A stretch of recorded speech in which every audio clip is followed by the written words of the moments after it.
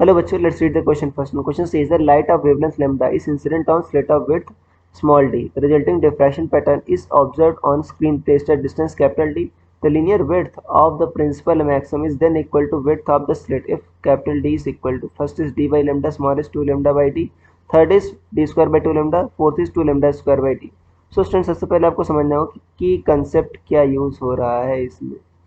So इसमें की concept is diffraction.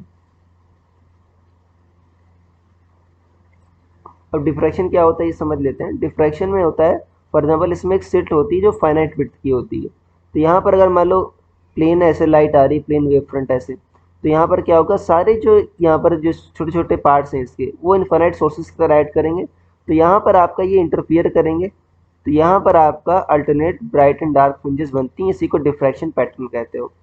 अब यहाँ पर कह रहा है कि रिजल्टिंग डिफ्रैक्शन पैटर्न जो है स्क्रीन जो डी डिस्टेंस दूर है उस पर ऑब्जर्व किया जाता है, और जो स्लिट की विड्थ है क्या है वो स्मॉल डी है.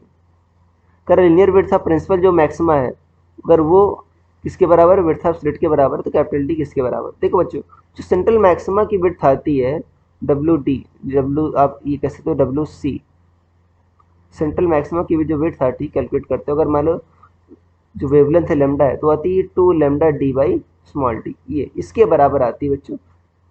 ये आती है सेंट्रल मैक्सिमम की विड्थ. कह रहा है अगर ये बराबर है विड्थ ऑफ स्लिट के, मतलब ये विड्थ ऑफ स्लिट क्या है आपका स्मॉल डी, इसके बराबर है, तो आपका क्या है कि कैपिटल डी किसके बराबर है. देखो बच्चों कैपिटल डी क्या हो जाएगा, देखो डी स्क्वायर बाई 2 लेमडा हो जाएगा यहाँ से. तो ये आ जाएगा आपका D square equal to D square by 2 lambda. अगर हम ऑप्शन चेक करें तो आपका ऑप्शन नंबर 3 मैच कर रहा है, तो sure final answer will be option number 3. I hope you understood it well. Best of luck.